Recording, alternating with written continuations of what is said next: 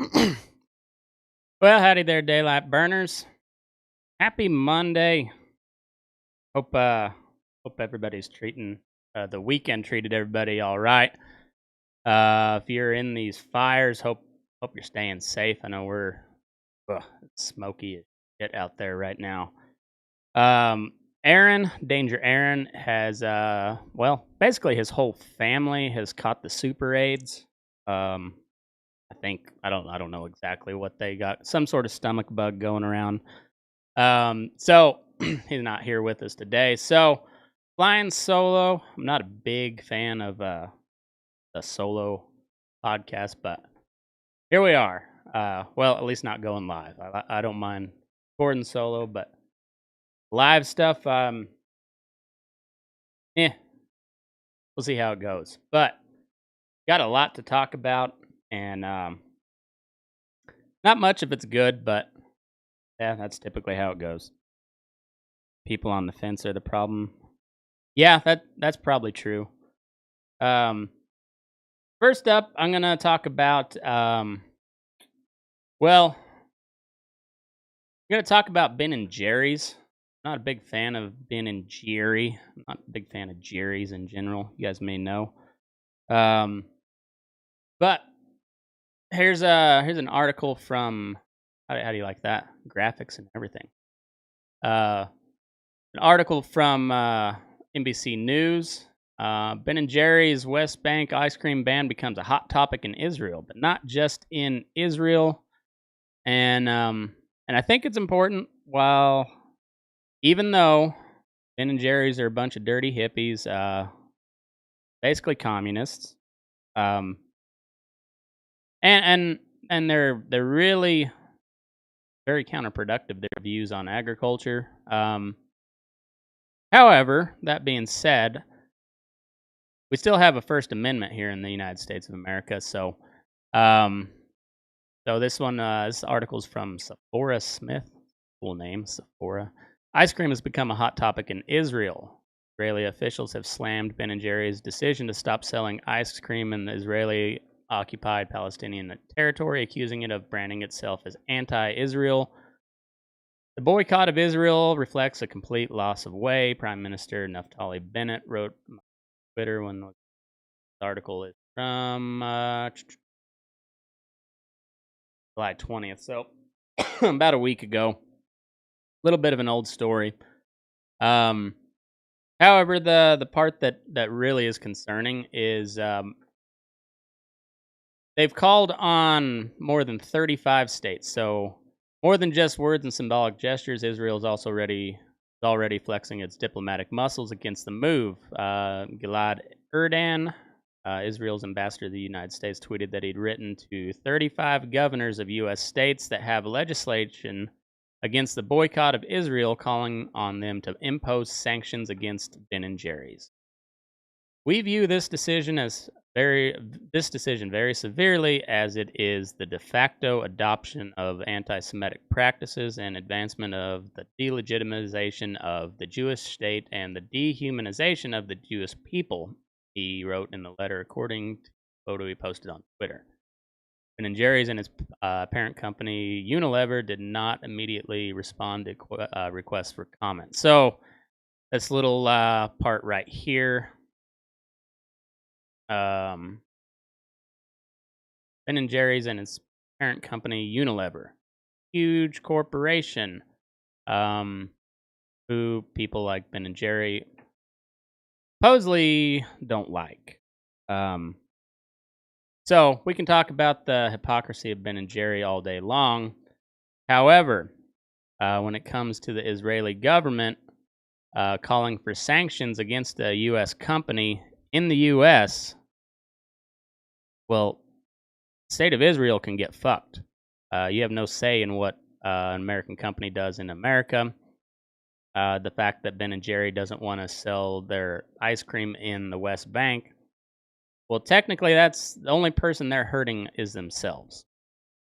And they're an American company, governed by an American law, by American laws, and the Israeli government has no say in that, or should have no say in that.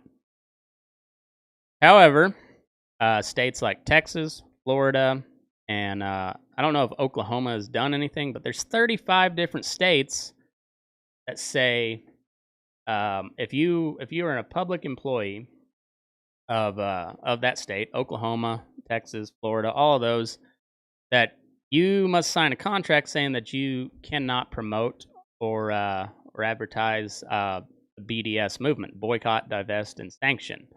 There's a lot of people around the world that are not okay with what Israel is doing to the Palestinian people. I'm not here to get into all that.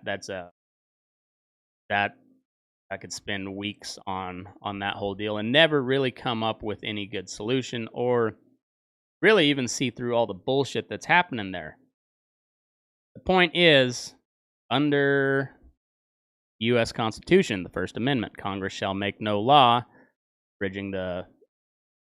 You know the whole deal. You know the thing, guys. Just to get that right, let me look up the amendment just for accuracy's sake. But Congress shall make no law, and well, it wasn't Congress that made this anti-BDS legislation. It was state Congress, Texas, Florida, and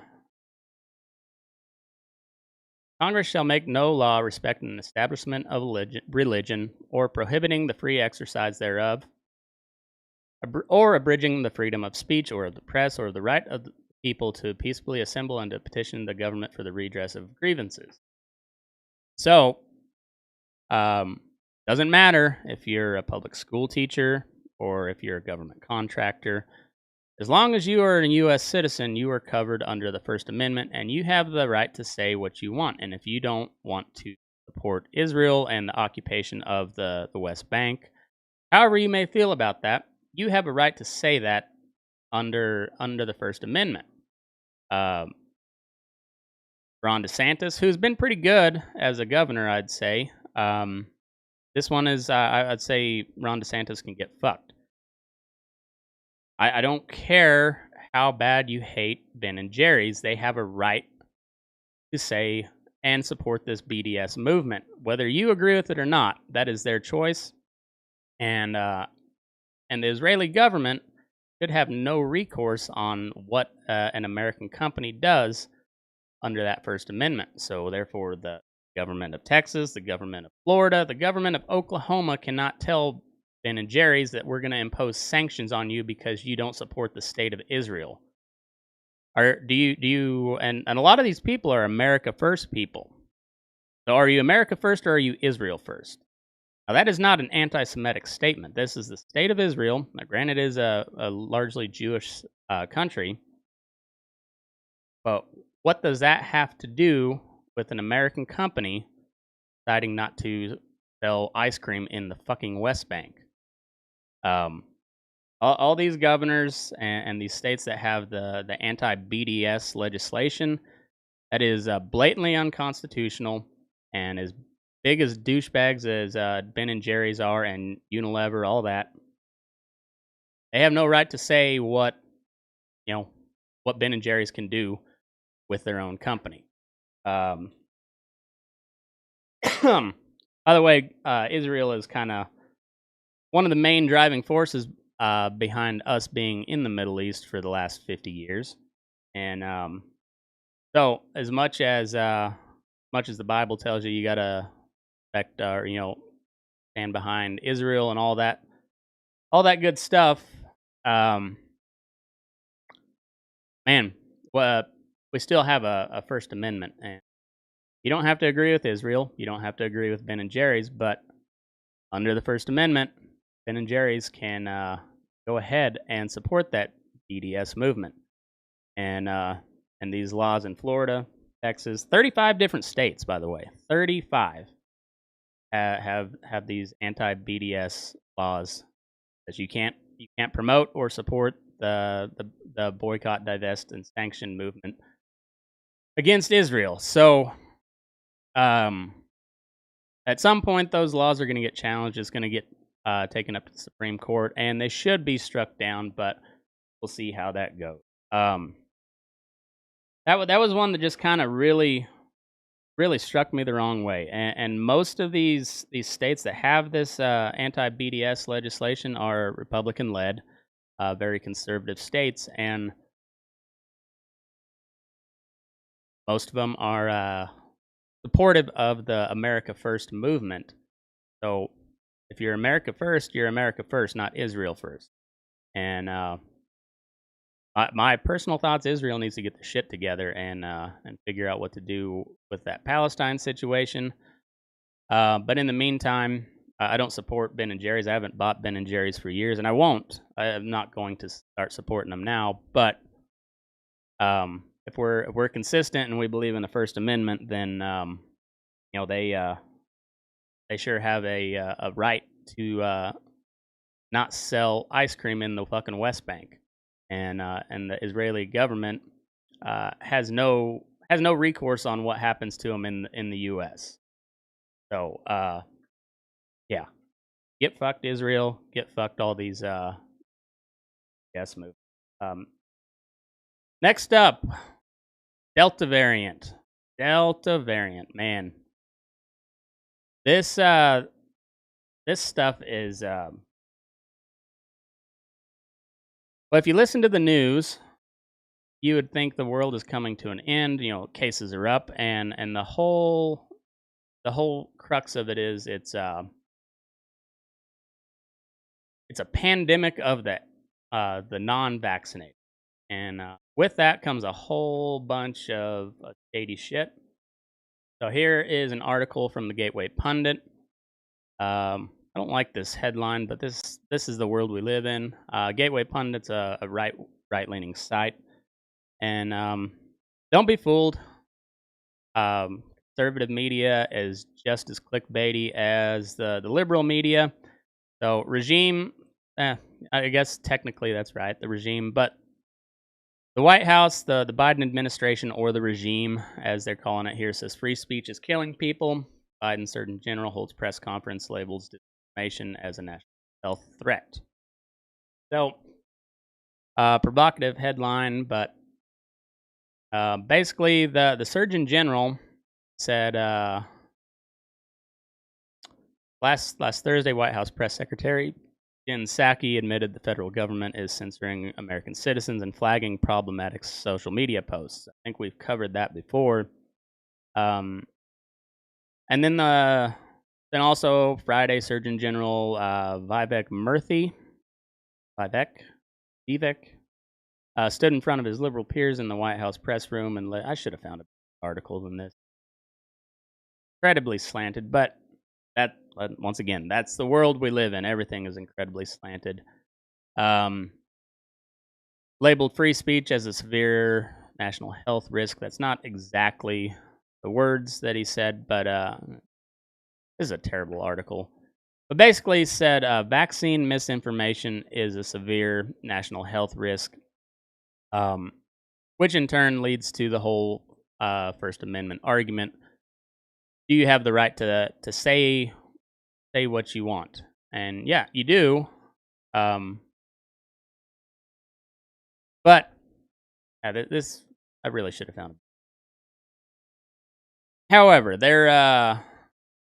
with this, there's been a whole bunch of really creepy stuff that has popped up over this Delta variant. So here's an article from Hero Hedge, which is usually a pretty good website. CNN says to segregate the unvaccinated, make them pay for tests every day.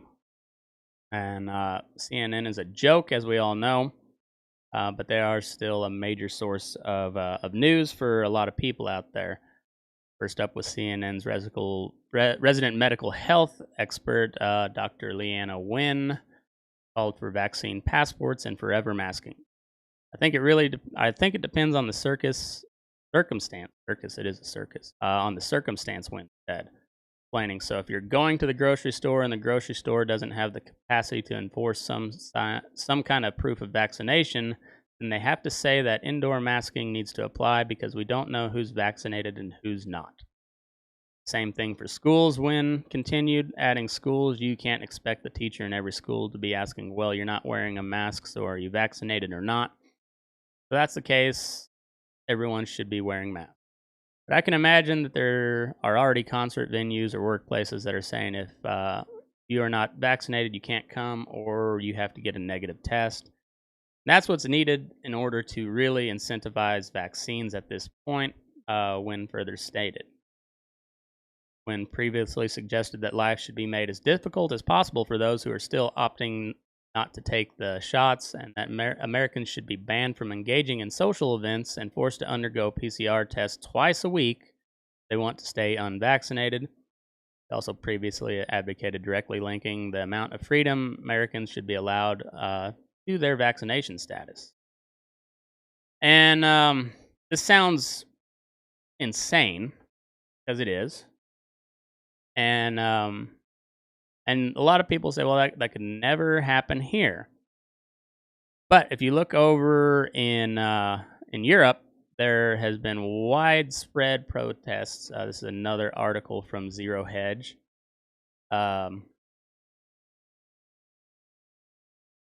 Protesters rage across Europe as lockdowns and vaccination mandates begin. This was yesterday, Sunday the 25th. Anti-lockdown protests kicked into high gear around the globe on Saturday, including irate Irish protesters. Yeah, when the Irish get pissed off, they don't fuck around. And see here, there's a bunch of Twitter videos of.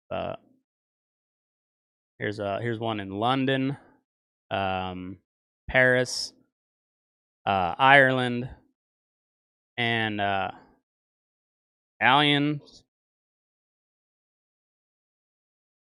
There's Australia, Milan, London, France. Thousands of anti-lockdown demonstrators took to the streets of Sydney and other Australian towns on Sunday to protest new lockdown measures amid a surge of COVID-19 cases in the country. Dozens were arrested and charged after crowds broke through barriers and clashed with officers hurling bottles and anything they could get their hands on. Unmasked protesters marched from Sydney